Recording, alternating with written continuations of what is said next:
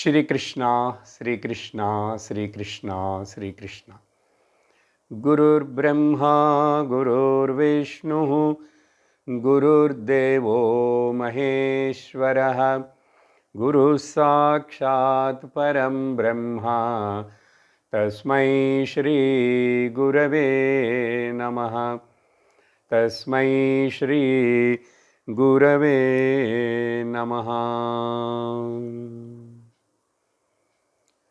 हरि ओम तत्सत्। వివేక చూడామణి 76వ శ్లోకం. శబ్దాదిభిః పంచభిరేవ పంచ పంచాత్మమాపుః స్వగుణేన బద్ధాః కురంగమాతంగపతంగమీనః భృంగానరః పంచభిరంచితః కిం.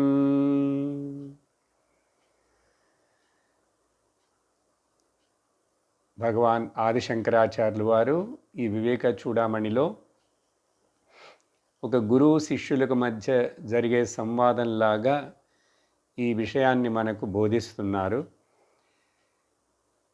అన్ని అర్హతలు ఉన్నటువంటి ఆ శిష్యుడు ఆ గురువు దగ్గరికి వచ్చినప్పుడు ఆ గురువు కూడా ఆత్మబోధన చేసే తత్వబోధన చేసేటువంటి గురువుగా ఉన్నటువంటి వాడు.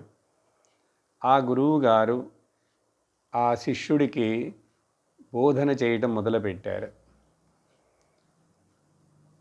ఆత్మ, పరమాత్మ, జీవాత్మ ఈ విషయాలను ఇంకా చెప్పడానికి ముందు అసలు ఈ శరీరం అంటే ఏమిటి మొదట చెప్పారు. మనం అందరం ఈ శరీరం నేను నేను అని అనుకుంటున్నాం కదా, ఈ శరీరము నిజముగా నువ్వా? ఇది ఏ ఏ పదార్థాలతోటి చేయబడినది? మోడర్న్ సైన్స్ లెక్కలో చూసినా కూడా అనేక కెమికల్స్, మినరల్స్, ఇలా అనేకమైనటువంటి రసాయన పదార్థాలతో ఇది కలిసి చేయబడి నిలుచోనున్నది. దీనిని శాస్త్రబద్ధంగా వివరించి చెప్పేటప్పుడు 5 మహాభూతాలలో నుంచి వాటి యొక్క పాళ్ళు, వాటిలో ఉన్న 3 గుణాలు వాటిని పంచుకొని అలా చివరికి అన్నిటి యొక్క తామస గుణంతో కలిసి ఈ శరీరం వచ్చింది అన్నారు.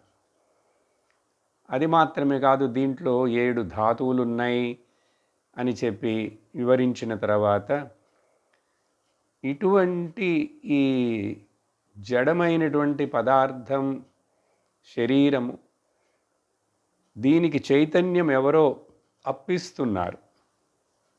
చైతన్యం ఇది ఎక్కడి నుంచో అప్పు తీసుకోకపోతే దీనికి మనుగడ లేదు, ఇది ప్రవర్తించలేదు.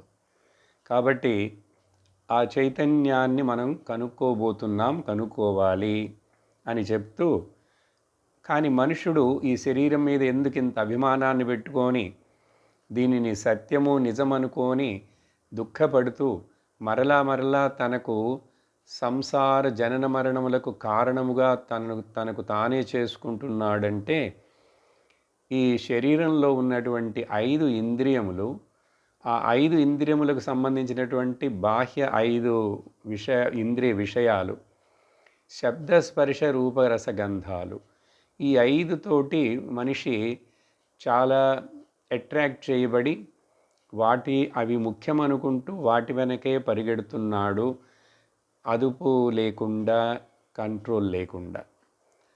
అప్పుడు ఉదాహరణ ఇచ్చారు 76వ శ్లోకంలో. ఒక జంతువు, ఒక క్రిమి, ఒక జీవుడు ఒక ఇంద్రియానికి లోలుడై తనను తాను పతనం చేసుకుంటున్నాడు అని చెప్పి 5 ఉదాహరణలు చెప్పారు. జింక ఉదాహరణ, ఏనుగు,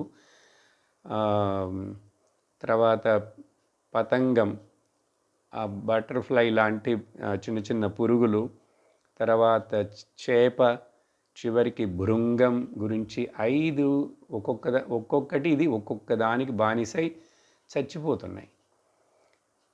అలాంటప్పుడు 5టికి బానిస అయినటువంటి ఈ యొక్క మనుషుడి యొక్క గతి ఏమిటి? ఇంకా వీడెట్లా తట్టుకొని బయటకు వస్తాడు?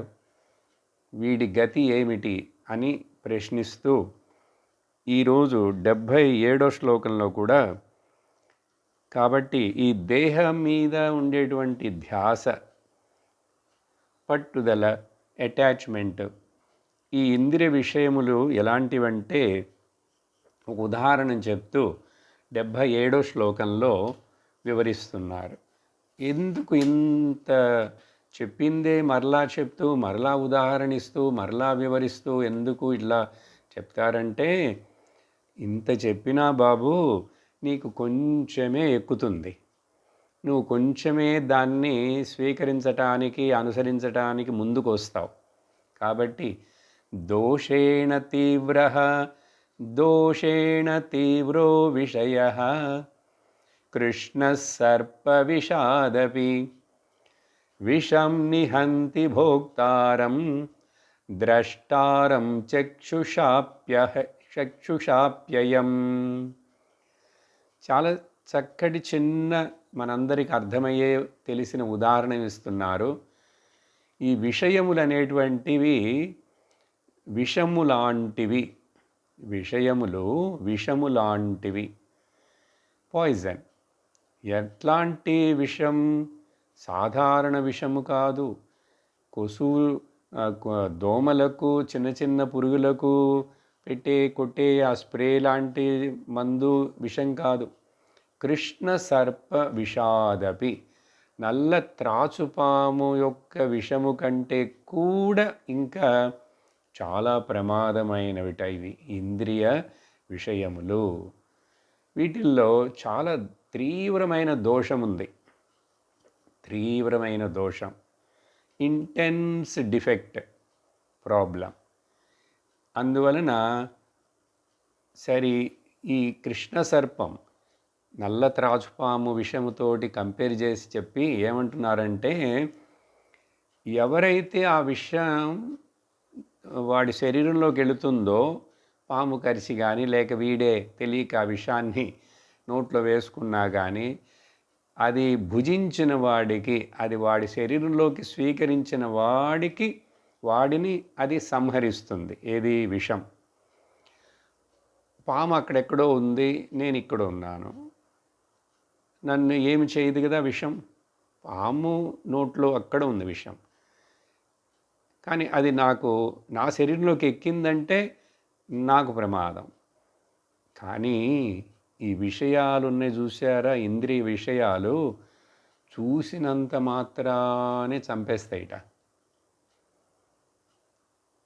చూసినంత మాత్రానే చంపేయటం అంటే ఏమిటండి? నేను విషాన్ని చూశాను, నన్ను ఏం చేయలేదు కానీ మీరేగా చెప్పారు ఇప్పుడు. అలా కాదు బాబు, విషం అదే చెప్పేది. మరి ఆ విషం అనేటువంటిది నీ శరీరంలోకి వెళితేనే. కానీ ఈ శబ్ద విషయాలు ఉన్నాయి చూసారా, ఇవి విన్నంత మాత్రానే, చూసినంత మాత్రానే, తాకినంత మాత్రానే, వాసన చూసినంత మాత్రానే, రుచి చూసినంత మాత్రం చేతనే ఇవి ఆ మనుషుణ్ణి చంపేస్తాయిట. చంపేయటం అంటే ఏమిటి ఇక్కడ అర్థం? బానిసుడవుతాడు, వాటికి లోలుడవుతాడు, అవి ఎంతో గొప్పవి, ముఖ్యమైనవి అని వాటి వెనకబడుతుంటాడు. జీవితాంతం ఇంకా ఆ ఇంద్రియ భోగములు, ఇంద్రియ సుఖములు, ఇంద్రియ విషయములు, లోక విషయాల వెంటనే ఉంటుంటాడు. ఇంకా ఇంకా ఇంకా ఇంకా లోతుగా సంసారమని ఊబిలోకి దిగజారిపోతుంటాడు. అందువలన ఇవి చాలా ప్రమాదమైనటువంటివి. పాము విషము కంటే కూడా ఒక చెడ్డ మాట ఏదైనా విన్నామనుకోండి, ఫర్ ఎగ్జాంపుల్ మనల్ని ఎవరో ఇన్సల్ట్ చేశారు. ఇన్సల్ట్ చేసినప్పుడు ఆ మాటలే కదా ఇన్సల్ట్ అంటే ఏమిటి, మన చెవులో పడ్డాయి. కానీ ఎంత బాధపడిపోతాం, ఎంత కోపం వస్తుంది, ఎంత తపన పడిపోతాం, ఎంత పగ ఏర్పడుతుంది కదా, ఎంత డిస్టర్బ్ అయిపోతాం. అది స్లో పాయిజన్ లాగానే నాకు నేను సుఖం లేకుండా నా మనస్సుకి శాంతి లేకుండా చేసుకుంటున్నానంటే నన్ను నేను చంపుకుంటున్నట్లే కదా మరి. అందుకని విషయాలు అలా మనుషుణ్ణి చంపేస్తాయి అని చెప్పిన తర్వాత 78వ శ్లోకంలో కాబట్టి ఏం చేయాలి మనుషుడు, బుద్ధున్నటువంటి వాడు? విషయాశ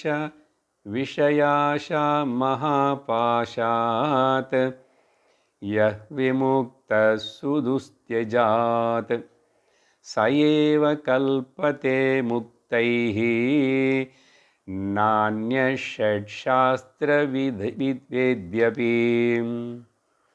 కాబట్టి ఈ విషయాల మీద ఉండే మోహం అనేటువంటి పాశమును మనస్సు, ఇంద్రియములు ఆ విషయములనే తాళ్లతోటి కట్టివేయబడి ఉన్నాయి.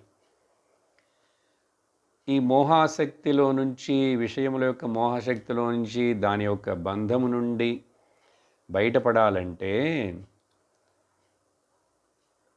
బయటపడిన వాడికి మాత్రమే ముక్తి లభిస్తుంది. ముక్తిని పొందుటకు అతడు మాత్రమే అర్హుడు అంటున్నారు. కానీ బయటపడటం అనేటువంటిది చాలా కష్టం. చాలా కష్టం అంటే ఇంపాసిబుల్ కాదు, కానీ డిఫికల్టే అని చెప్తూ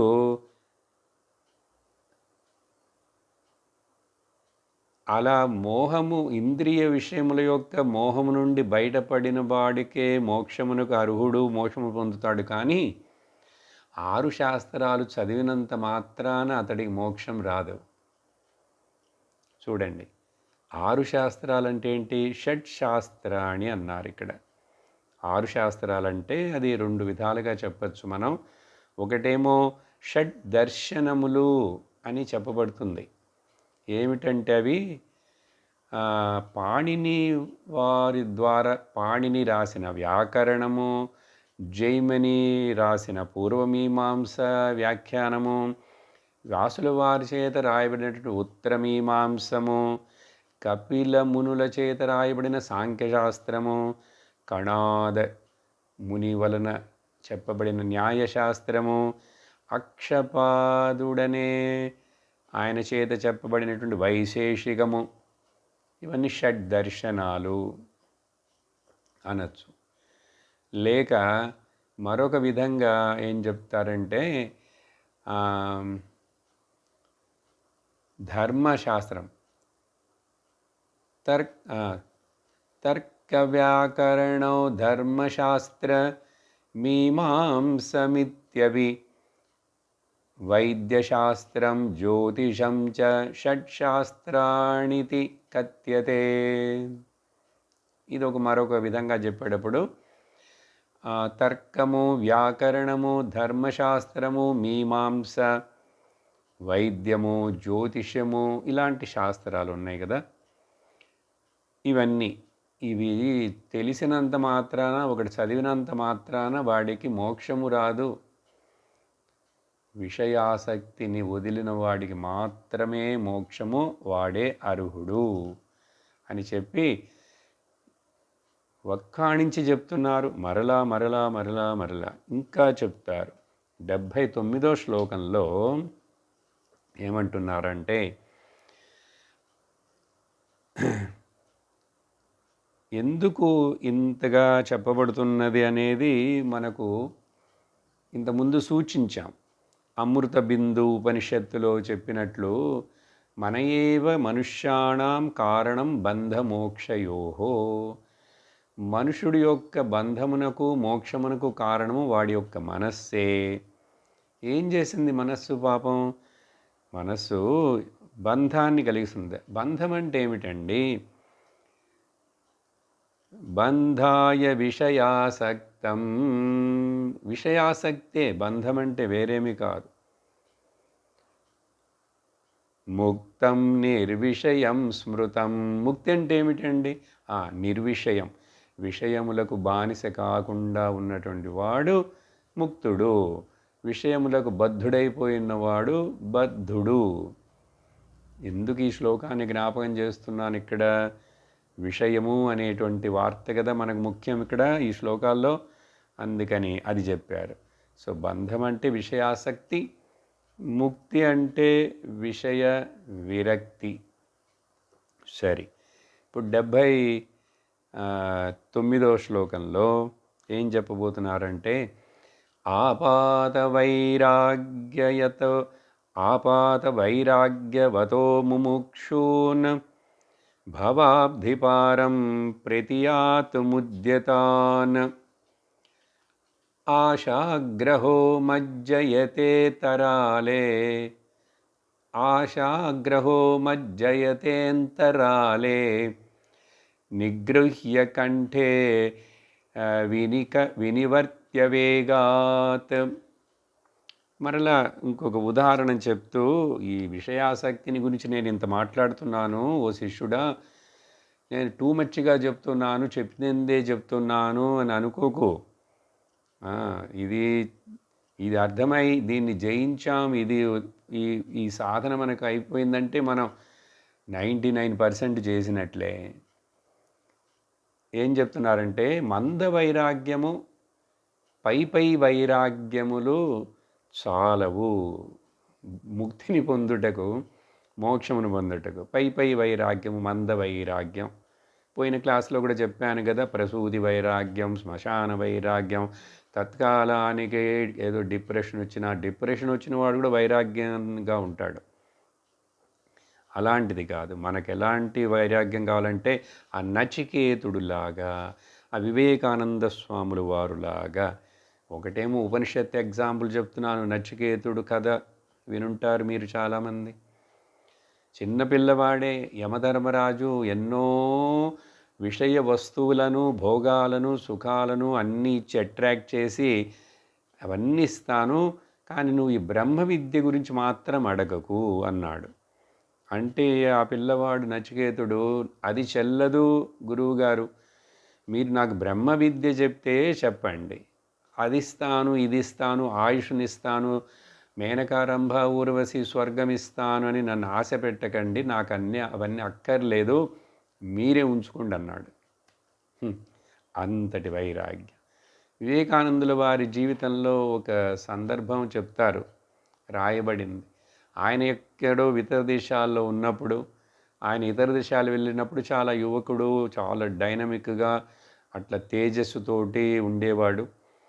ఆయన ఒంటరిగా ఉంటున్నప్పుడు ఒక రూమ్లో ఒక ఫారిన్ ఉమెన్ వచ్చి ఈయన మీద మోహపడి ఈయన దగ్గరికి వచ్చి, ఎలా వచ్చిందంటే, ఈయన ఎవరో తలుపు తట్టారు, తలుపు తీసి చూసేసరికి ఈవిడ నగ్నంగా నిలబడ్డది. అక్కడ నగ్నంగా నిలబడింది. ఇంకా మరి నగ్నంగా ఉన్న స్త్రీని చూసిన తర్వాత ఏ పురుషుడికి మనసు చలించకుండా అట్లా ఉంటుంది, తనే కోరుకొని దగ్గరికి వచ్చినప్పుడు.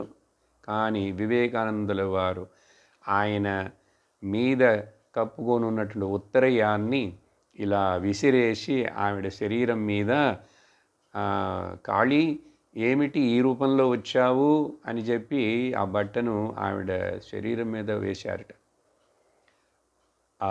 అంతటి వైరాగ్యం ఉండాలి. ఆ తర్వాత ఆవిడ మారిపోయింది. తను చేసిన తప్పుని గుర్తించి మన్నించమని ఆయన కాళ్ళ మీద పడి శిష్యురాలైపోయింది. చూశారా? ఇలా ఎన్నో ఉదాహరణలు చెప్పచ్చు. కాబట్టి దానికి ఎంతో మనోనిగ్రహం, ఇంద్రియ నిగ్రహాలు ఉండాలి.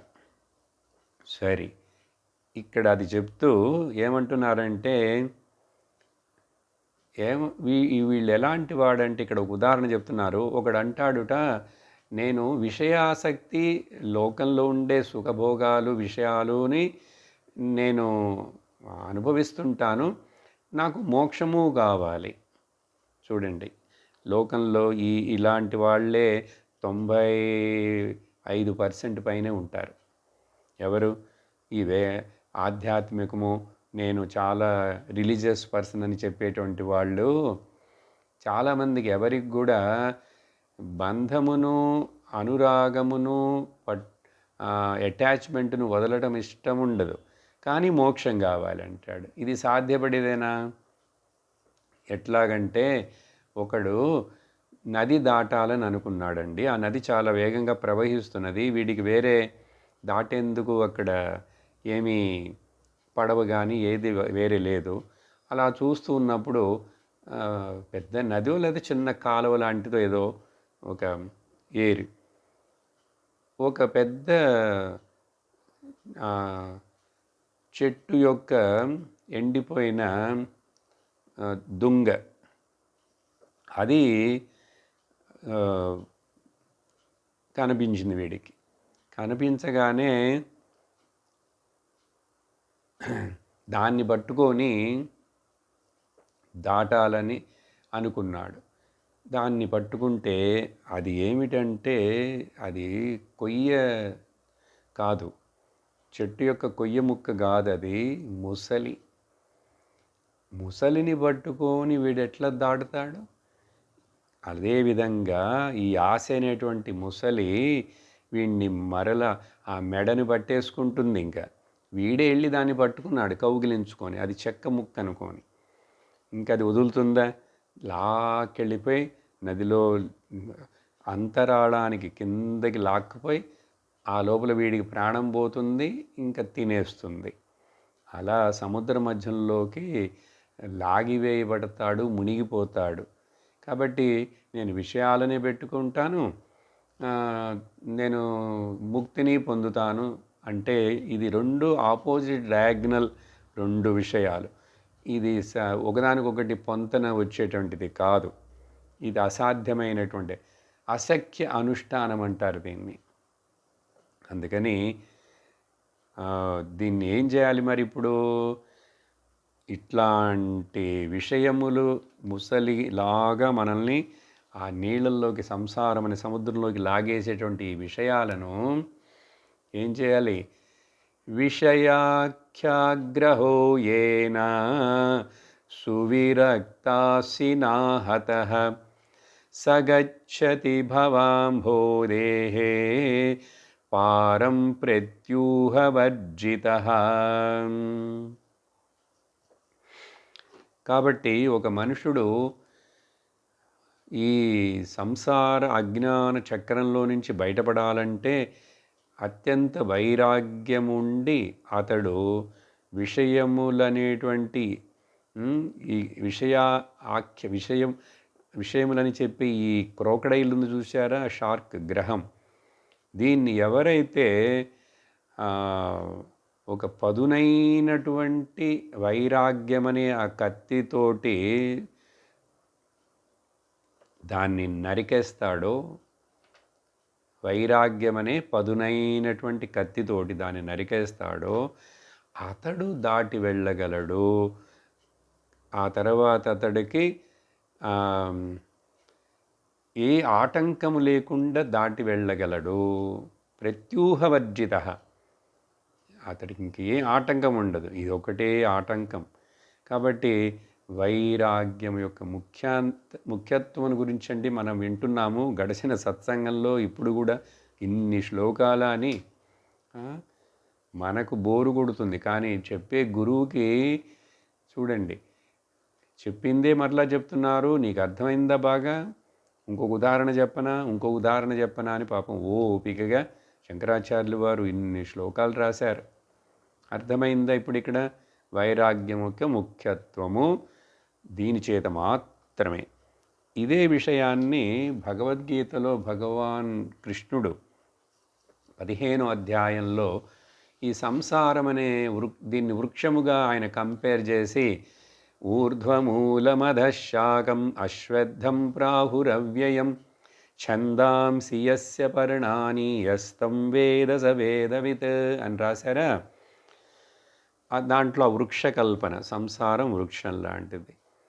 ఇది మోహమునకు, బంధమునకు, జనన మరణాలకి కారణం. దీన్ని నువ్వు తప్పించుకోవాలంటే ఆయన ఏం చెప్పారండి అక్కడ? ఇటువంటి అశ్వత్థం ఏనం సువిరూఢమూలం అసంగశస్త్రేణ దృఢేన చిత్వా. అసంగం అనేటువంటి దృఢమైన అసంగం అనేటువంటి పదునైన కత్తి తీసుకొని, అసంగం అంటే ఏంటి? వైరాగ్యం. అసంగ శస్త్రేణ, అసంగం అనే ఆయుధాన్ని తీసుకొని ఆ సంసారం అనే ఈ అశ్వత్థ వృక్షాన్ని వేర్లతో సహా గట్టిగా నరికేయమన్నాడు. సువిరూఢమూలం, అసంగ చేస్తే దృఢైన చిత్వ, ఏదో లైట్గా అట్లా కుడితే పడుతుందండి చెట్టు. ఒక చెట్టుని కొమ్మని నరకాలంటేనే లేక మానుని ఎంతసేపు పడుతుంది, ఎంత కష్టపడతారు, 2-3 కలిసి కొడుతూ కానీ బాగా బాదాలి ఆ గొడ్డలు తీసుకొని, లేకపోతే అది కట్ అవుతుందా, కింద పడుతుందా. అందుకని ఈ విషయాసక్తి అనే ముసలిని కూడా ఇలాగే నరకమన్నారు కదా ఆయన. అక్కడ అదే విషయాన్ని భగవద్గీతలో చెప్పారు. అందుకని ఈ ఆసక్తి చూడండి, దీని గురించి శంకరాచార్యులు వారు భజగోవిందమని రాశారు కదా, దాని పేరు, అసలు పేరు చెప్పాను, నేను మాట్లాడాను తెలుగులో. మోహముద్గరం, మోహం మీద కొట్టేటువంటి ఒక పెద్ద సుత్తెతోటి, గదతోటి దాన్ని బాదటం, పగలగొట్టడం, ముద్గరం. ఈ ఇనుము పనులు అవన్నీ చేసేవాడు ఇంత పెద్ద సుత్తె పెడుతుంటారు చూసారా, లేక కొంచెం అల్యూమినియం ఇత్తడి పాత్రలు చేసేవాళ్ళు అంత పెద్ద సుత్తె పెట్టరు, కానీ ఒక పెద్ద చెక్కతోటే పెద్ద సుత్తి ఉంటుంది, దాన్ని బాగా పైకెత్తి బాతుంటాడు. అలాగా ఇక్కడ మోహాన్ని ఇట్లా బాగా దాన్ని చితగా బాదాలి. అందుకని మోహముద్గరం. ఆ తర్వాత అది భజగోవిందమని ఫేమస్ అయింది, ఎందుకంటే ప్రతి శ్లోకం చివరిలో ఆయన పాడారని. కానీ ఆ భజగోవిందంలో ఈ మోహాన్ని నరికేయటానికి, తొలగించేందుకు, మోహోడెక్టమీ చేసేందుకు అనేక శ్లోకాలు రాశారు కదా. దేని మీద మోహం నీకు ఎందుకు?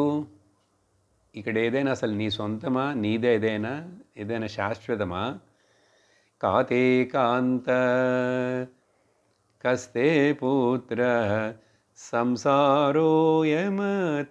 విచిత్ర కస్య త్వం కః కుత ఆయాతః కామే జననీ కోమే తాతః. నీ భార్య ఎవరు, నీ పిల్లలు ఎవరు, అసలు నువ్వెవరు, ఎక్కడి నుంచి వచ్చావో ఈ విషయం తెలుసుకోకుండా ఈ సంసారం అనేటువంటిది, సంబంధాలు అనేటువంటివి ఎంతో విచిత్రంగా ఉంటాయి. ఇదేదో టెంపరీగా ఆ ట్రైన్లో కలిసిన ఫ్రెండ్స్ లాగా. నువ్వెక్కడి నుంచి వచ్చావు అసలు నిజంగా, వాళ్ళు ఎక్కడి నుంచి వచ్చారు, వాళ్ళకి నీకు ఈ సంబంధం ఏంటి, ఇది ఎంతకాలం ఉంటుంది, ఏమిటిది, ఇదంతా విచారించావా అని చెప్పి ఇలా ఆయన అనేక శ్లోకాలని రాశారు అక్కడ. అందుకని కొంచెం ఆలోచించు ఓ తమ్ముడా అని కూడా రాస్తారు. 81వ శ్లోకంలో ఇప్పుడు ఇలా చెప్తూ ఈ విషయముల గురించి చెప్పారా. ఇట్లా 81లో ఆయన వదట్లేదు, శంకరాచార్యులు వారు ఇంకా చెప్పాలని ఆయన చెప్తున్నారు. ఈ విషం అన్నామే, విషయాన్ని విషం అన్నాం, అదే పదాలని చెప్తూ మరలా విషమ విషయ మార్గే గచ్చంతో నచ్చద్బుద్ధేః. కొంచెం ట్యూన్ మార్చి చెప్పాలి, పెద్ద శ్లోకం. విషమ విషయ మార్గే గచ్చంతో అనచ్చ బుద్ధేః ప్రతిపదమభియాతః మృత్యురప్యేష విద్ధి. హితసుజన గురువక్త్యా గచ్చత స్వస్య యుక్త్యా ప్రభవతి ఫలసిద్ధిః సత్యమిత్యేవ విద్ధి. సంస్కృతం విని భయపడకండి, విషయాన్ని సింపుల్గా చెప్తాను చూడండి. దాని యొక్క సారాంశం ఏమిటంటే, విషయములు ఈజ్ ఈక్వల్ టు విషము. విషినోతి బధ్నాతి ఇది విషయ. ఈ విషయ అనే పదం దాని అర్థం ఏమిటంటే విషినోతి అంటే బధ్నాతి, నిన్ను బంధిస్తుంది, నిన్ను కట్టేసేస్తుంది, దాన్ని విషయం అంటారు. అందుకనే ఈ విషయాలలో విషమం లేదు, విషమం ఉంది. ఈ విషయాలన్నీ విషమం ఉంది దీంట్లో. విషమం అంటే అన్స్టెడీనెస్, అన్స్టేబుల్, నిలకడ లేదు, వాటిల్లో శాశ్వతత్వం లేదు. విషయములు విషమముతో కూడి ఉన్నవి. విషమునకు ఆపోజిట్ ఏంటి? సమం. విషమం. సమం అంటే స్టేబుల్ అండ్ ఈవెన్, బ్యాలెన్స్డ్ అని అర్థం. కానీ ఈ విషయాలలో ఎక్కడైనా సమం ఉందండి? అవి విషమంతో కూడి ఉన్నటువంటివి కాబట్టి వాటిని విషము, పాయిజన్ అనే చెప్పేశాం. వివేకము వైరాగ్యం ఉన్నటువంటి ఒకడు ఈ ఇంద్రియ విషయ ఆసక్తుడుగానే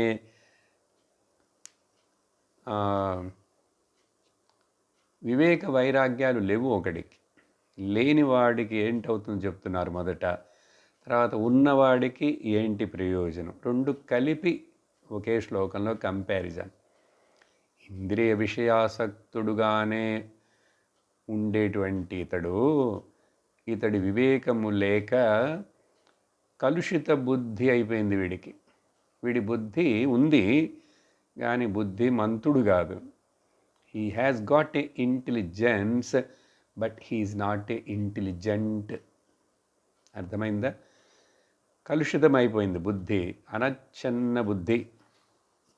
సరే, అనచ్చన్న బుద్ధి అంటే ఏంటి అర్థం? లోకంలో చూసి కూడా వీడు నేర్చుకోడు.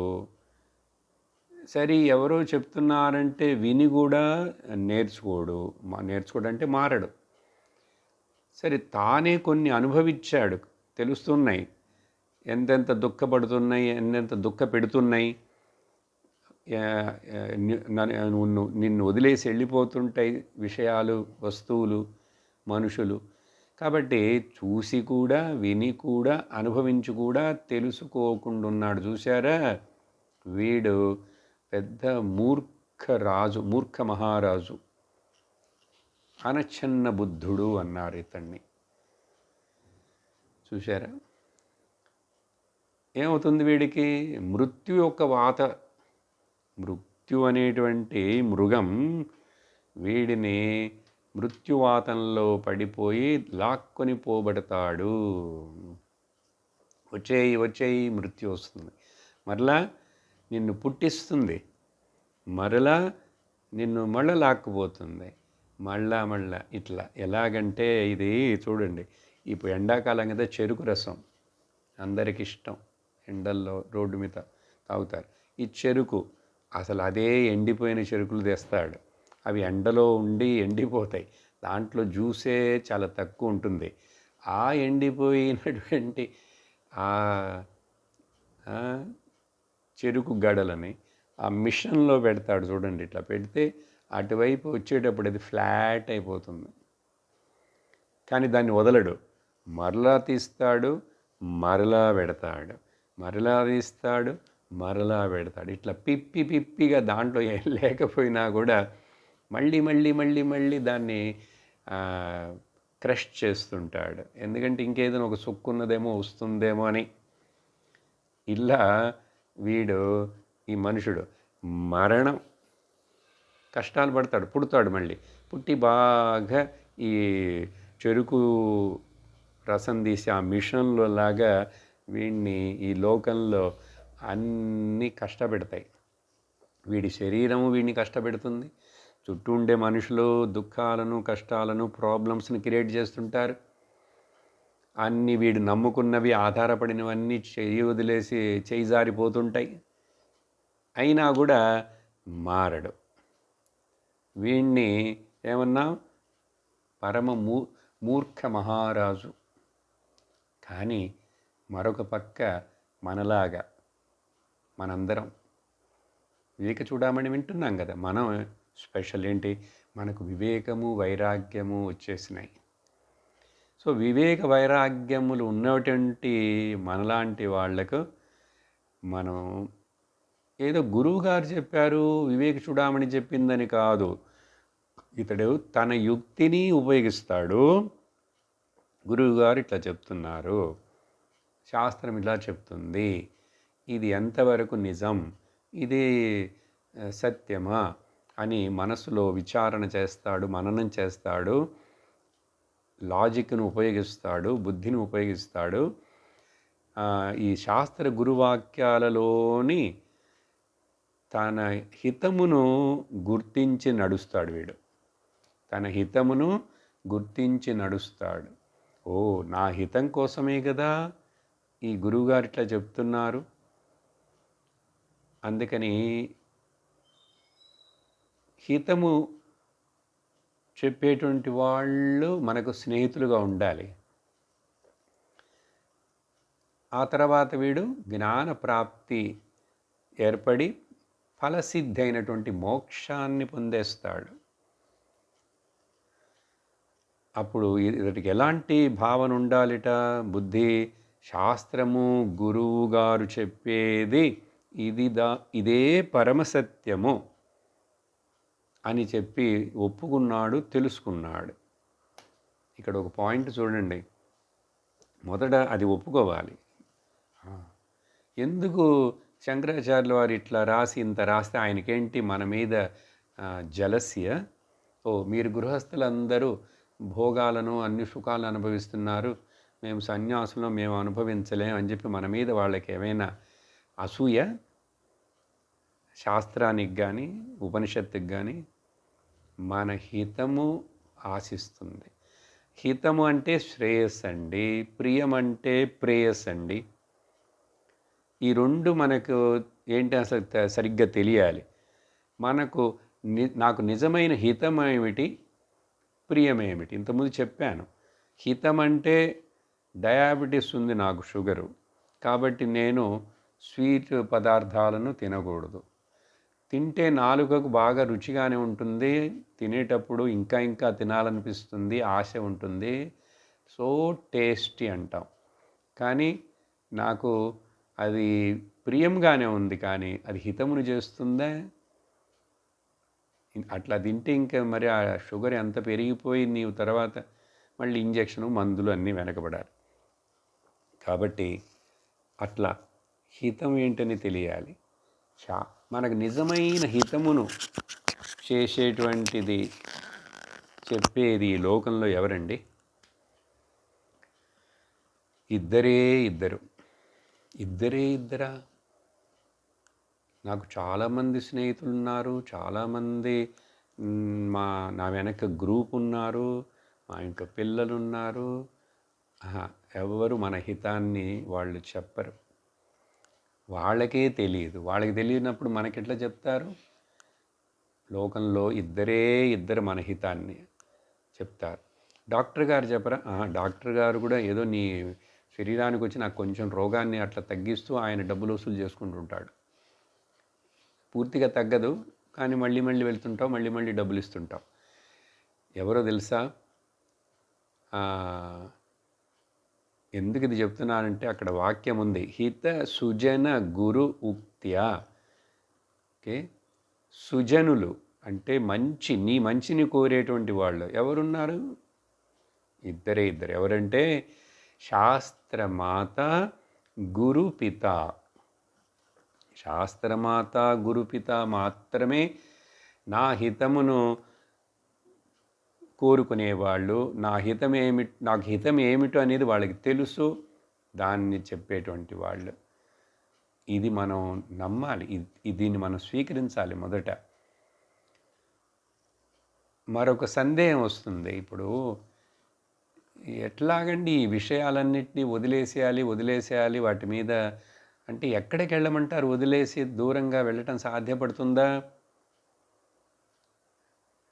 ఇల్లు వాకిలి ఉంది, పిల్లలు జల్లలు ఉన్నారు, ఇవన్నీ ఇట్లా ఉంటే నా ఉద్యోగం వ్యాపారం ఏం వదిలేసి ఎక్కడికి వెళ్ళమంటారు? ఏంటి వదిలేయటం అంటే? వదిలేయటం అంటే ఫిజికల్గా ఏది వదిలేసి నువ్వు పరిగెత్తి వెళ్ళక్కర్లేదు.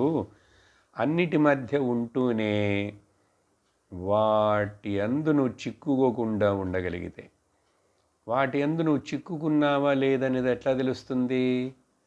నీ మనస్సు వాటిచే బాధించబడకుండా ఉంటే, నీ మనస్సు వాటికి లోనవ్వకుండా ఉంటే, నీ మనస్సు వాటి కోసం తపన పడకుండా ఉంటే, నిన్ను డిస్టర్బ్ చేయకుండా ఉంటే, నువ్వు వాటి మధ్యలో ఉంటూనే వాటిని జయించావని అర్థం. అందుకని ఎక్కడికి వెళ్ళక్కర్లేదు, ఏవి దూరంగా వెంటనే ఇప్పుడు అన్ని నరికేయక్కర్లేదు, కొట్టేయక్కర్లేదు, ఏం చేయక్కర్లేదు. ఇది సాధ్యమా అని సందేహం వస్తుంది అన్నిటి మధ్యలో ఉంటూనే. దీనికి ఒక ఉదాహరణ చెప్తాను చూడండి. శంకరాచార్యులు వారు చెప్పలా, నేను చెప్తున్నాను. పాము నోట్లో విషం ఉందా లేదా? విషం అనేటువంటిది పాము శరీరంలోనే, పాము నోటి యందే ఉన్నది. కానీ ఆ విషము ఆ పాముకి నష్టమును కలిగిస్తుందా? జాగ్రత్తగా అర్థం చేసుకోవాలి. ఉదాహరణ చాలా పవర్ఫుల్ ఉదాహరణ. పాముకి నోటిలో ఉన్నటువంటి విషము ఆ పాముకి ఏదైనా ప్రమాదము, డేంజర్ కలిగిస్తుందా? కానీ విషం లోపల పెట్టుకుని ఉంది. తన శరీరం నుంచే, పాము శరీరంలో నుంచే విషం ఉత్పత్తి అవుతున్నది. అదేవిధంగా విషయముల మధ్య ఉంటూ కూడా నేను విషయాసక్తుడిని కాకుండా లోపల నా మనస్సులో అత్యంత వైరాగ్యమును, విరక్తిని, డిస్పాషన్ను నేను ఆయుధంగా పెట్టుకొని ఉన్నాను. కాబట్టి అవి నా చుట్టూ ఉన్నాను, నేను వాటితో ఇంటరాక్ట్ చేస్తున్నా కూడా అవి నన్ను బాధించవు. విషం ఎట్లా అయితే పాముని బాధించలేదో అలా. సరే, 82వ శ్లోకంలో ఏం చెప్తున్నారంటే, ఆ తరువాత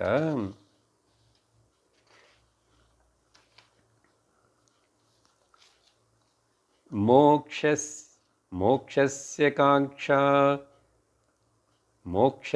కాంక్షా యది వై తవాస్తి త్యజాతి దూరాద్ విషం యథా పీయూషవత్ తోషదయా క్షమార్జవ ప్రశాంతి దాంతిర్భజ నిత్యమాదరాత్. ரொம்ப ముఖ్యమైన శ్లోకం. ఈ శ్లోకం అష్టావక్ర గీతలో అష్టావక్ర ఋషి చెప్పినటువంటి దాన్ని ఆధారంగానే శంకరాచార్యులు వారు దీన్ని రాశారా అని అనిపిస్తుంది. చెప్తాను. మొదట దీని అర్థం చూసి తర్వాత అష్టావక్ర గీతంలో ఇది ఎట్లా చెప్పబడిందని చెప్తాను. ఇక్కడ ఏం చెప్తున్నారంటే,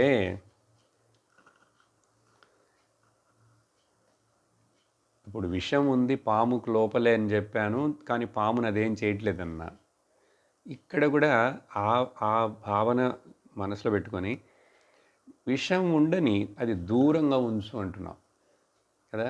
చెప్పానుగా, పాము అక్కడ దూరంగా ఉంది, విషం దాని దగ్గర ఉంది, నాలో ఎక్కలేదు.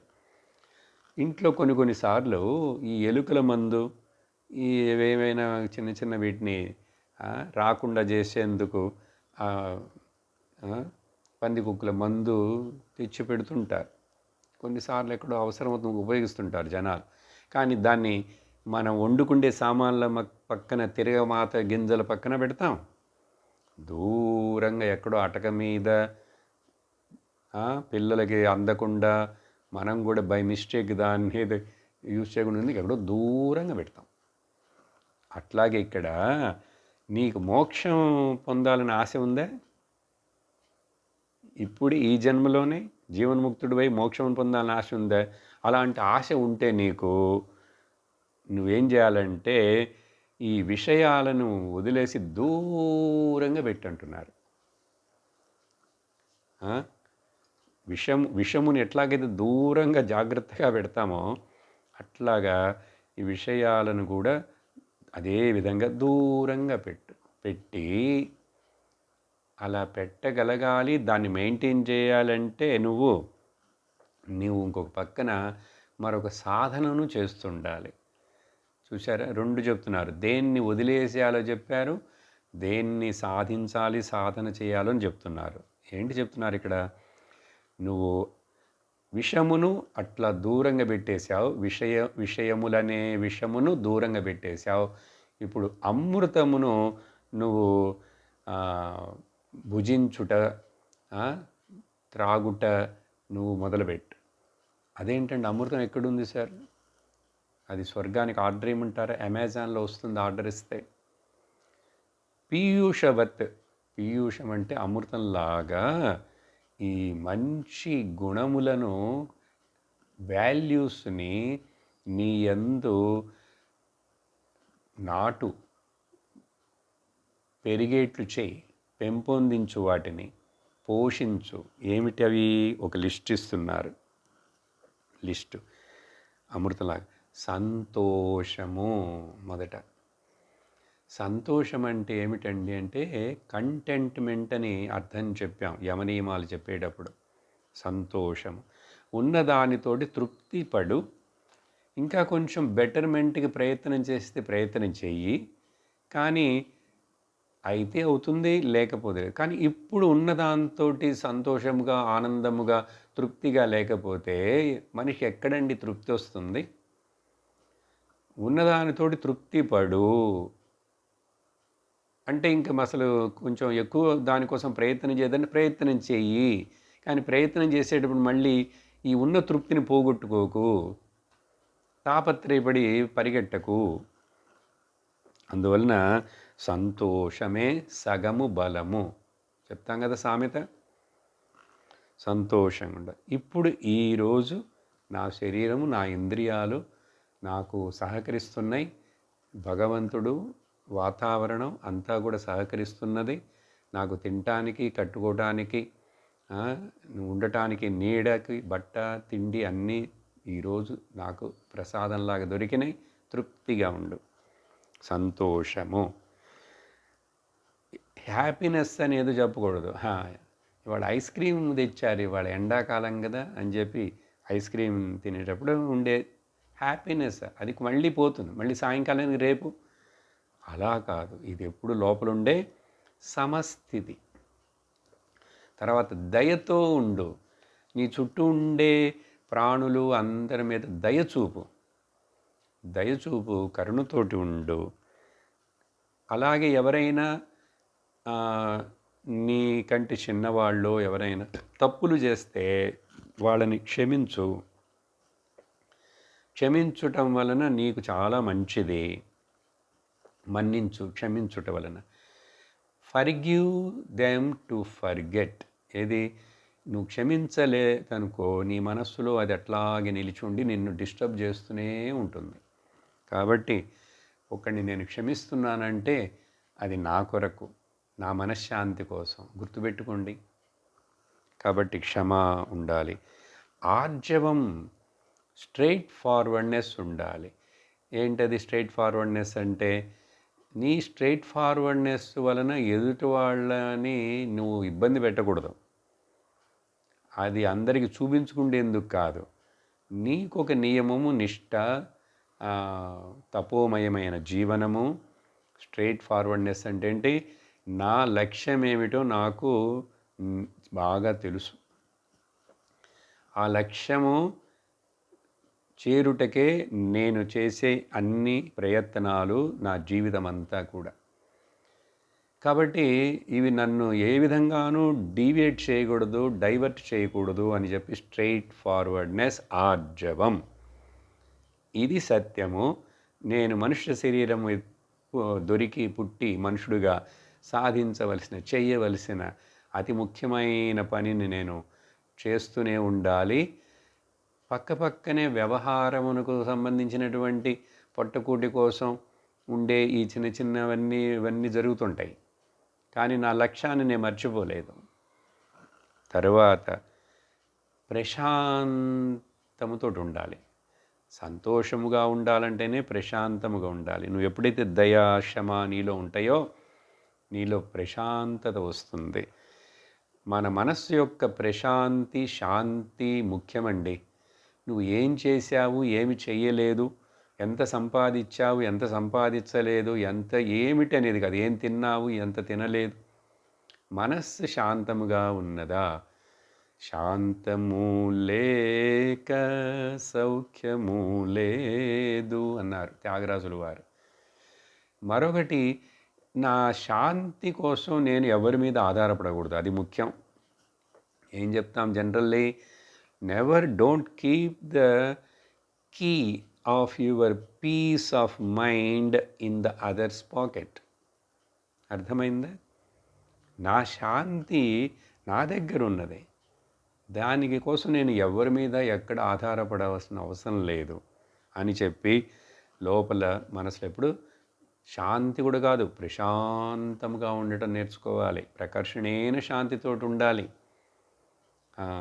ఇప్పుడు కొంచెం సమస్యలన్నీ తీరినాయండి, ఆ ప్రాబ్లం తీరింది. ఇప్పుడు వాటర్ ప్రాబ్లం లేదు, కొంచెం బాగానే నీళ్ళన్నీ వస్తున్నాయి, ట్యాప్లు పనిచేస్తున్నాయి, అప్పుడు మనసు రిలాక్స్డ్. అట్లా కాదు ఎప్పుడు.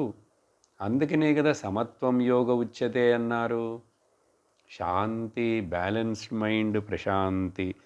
అలాగే ప్రశాంతి అంటే మనోనిగ్రహం అని అర్థం.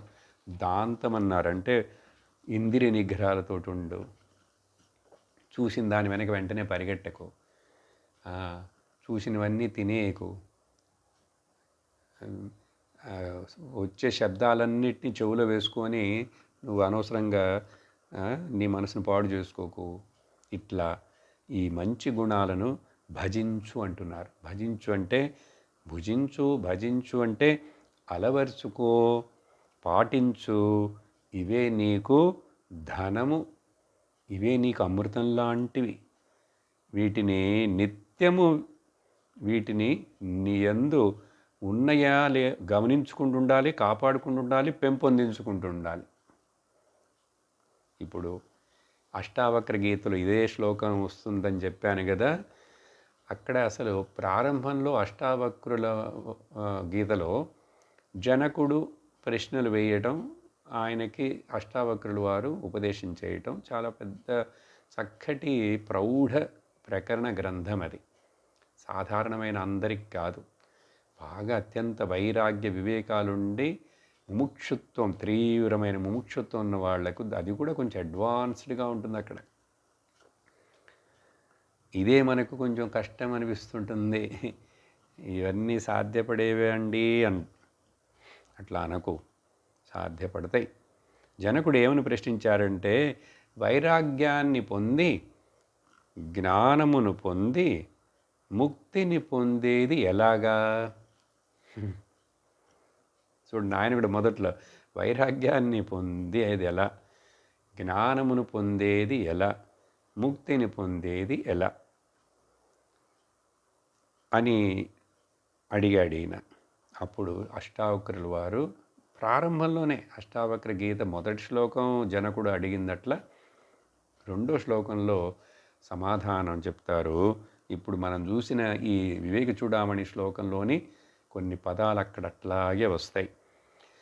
ముక్తిమిచ్చసి చేత్తాత విషయాన్ విషవత్యజ.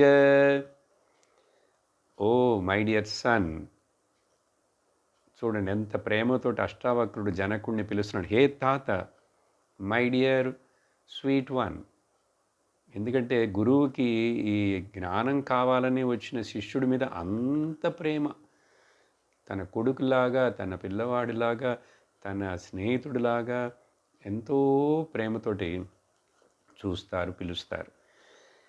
ముక్తిమిచ్చసి చేత్తాత, నీకు ముక్తి కావాలని అనుకుంటుంటే మై డియర్ సన్, విషయాన్ విషవత్యజ, విషయములను విషంలాగా వెంటనే వదిలేసి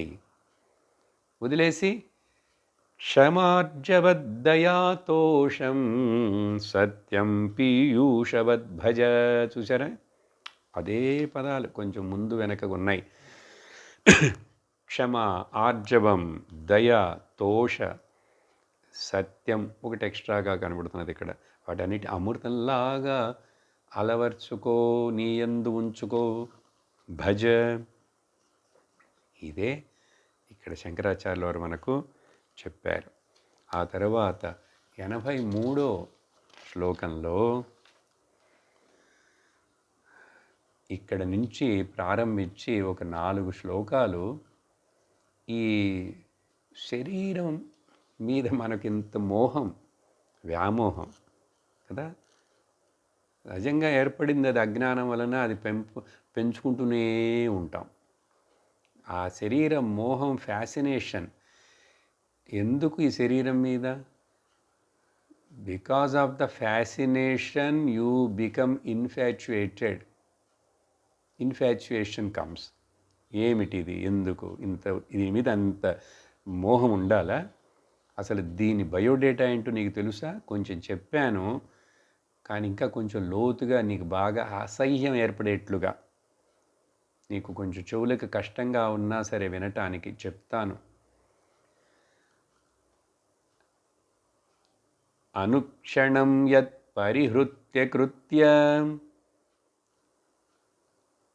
అనాద్య విద్యా కృతబంధమోక్షణం దేహ పరార్థో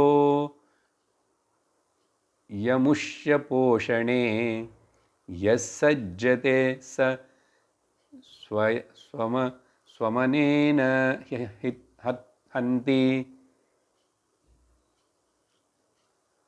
అనుక్షణం యత్ పరిహృత్య కృత్యం అనాద్య విద్యా కృతబంధమోక్షణం దేహ పరార్థో యమముష్య పోషణే యస్సజ్జతే స స్వమనేన హంతి. కొంచెం ఇంకా డీప్గా ఈ విషయాన్నే చెప్తున్నారు. ఏమిటంటే ఈ శరీరం మీద ఫ్యాసినేషన్, అట్రాక్షన్, దీనివల్ల ఇన్ఫాచ్యుయేషన్ వచ్చి నువ్వు దుఃఖానికి లోనుడవుతున్నావు. ఏం చెప్తున్నారంటే అరుదైనటువంటి ఈ మనుష్య శరీరం మోక్షమును పొందుటకు అని తెలుసుకోకుండా మైమరిచిపోయి, సహజంగా అంతే కదా, అందరూ మోక్షం పొందాలని ఎవరికి ఉంది? ఇంకా ఏదైనా మంచి లోకం, స్వర్గం పొందాలని కొంతమంది అనుకోవచ్చు. ఇంకా నాకు సుఖాలు కావాలి, ఇంకా కొంచెం ఎక్కువ కాలం జీవించాలి, ఆయుష్ కావాలని కోరుకుంటారు. కానీ మోక్షం అనేది ఎవరు కోరుకుంటున్నారు? కానీ ఈ శరీరం, అరుదైనటువంటి ఈ శరీరం మోక్షమును పొందుటకు మాత్రమే అని తెలియక మర్చిపోయి చాలా కాలంగా ఉంటున్నటువంటి అవిద్య అనే కార్యం ఉంది చూశారా? ఆ అవిద్య కార్యము చేత ఇది తెలుసుకోనందువలన నేను ఈ జనన మరణం అనే సంసార చక్ర బంధంలో చిక్కుకుపోయాను. కానీ దీంట్లో నుంచి నేను విడిపించుకోబడాలని ప్రయత్నించవలసిన ఈ మనుషుడు ఏం చేస్తున్నాడు? కేవలం శరీర పోషణ, దీని మీద అభిమానం, దీనికోసం ఇంకా ఇక్కడ టైం అంతా, ఎనర్జీ అంతా, డబ్బులంతా, జీవితాంతం దీనికోసమే ఖర్చు చేస్తూ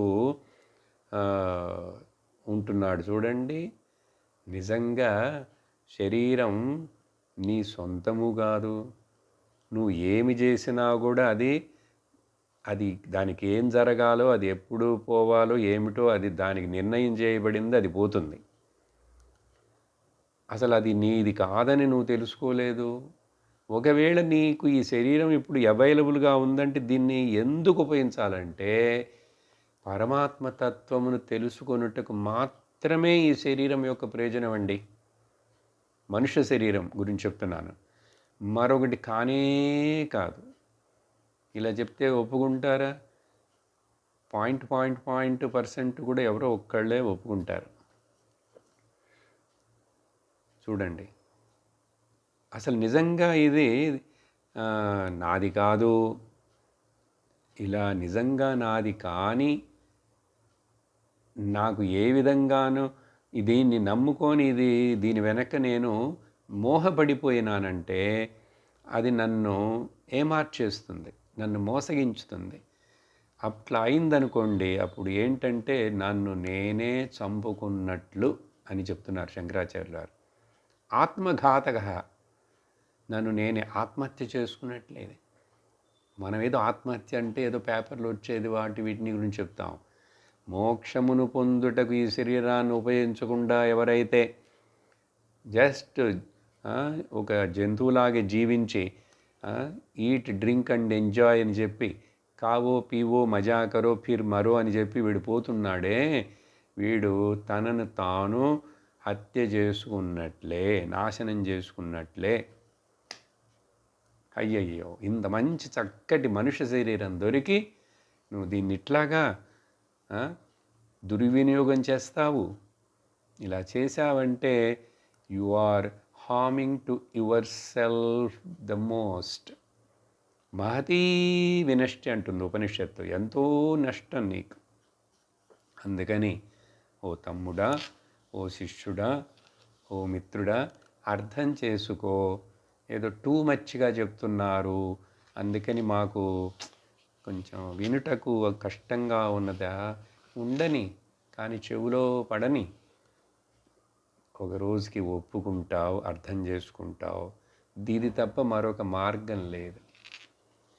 ఇప్పుడు ఇక్కడ సుఖంగా ఉండి జీవన్ముక్తుడుగా ఉండి శాంతి సుఖ రక్షణలకు ఎవరి మీద ఆధారపడకుండా ఇప్పుడు ఇక్కడ అట్లా ఉండాలంటేనే నీకు ఈ జ్ఞానం కావాలి.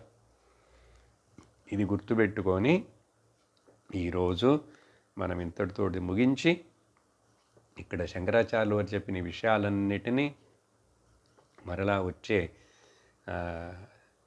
క్లాస్ వరకు చింతన చేసి అర్థం చేసుకుందాం. ఓం పూర్ణమద పూర్ణమిదం పూర్ణాత్ పూర్ణముదచ్యతే పూర్ణస్య పూర్ణమాదాయ పూర్ణమేవావశిష్యతే. ఓం శాంతి శాంతి శాంతి. హరి ఓం శ్రీ గురుభ్యో నమః. హరి ఓం. హరి ఓం తత్సత్.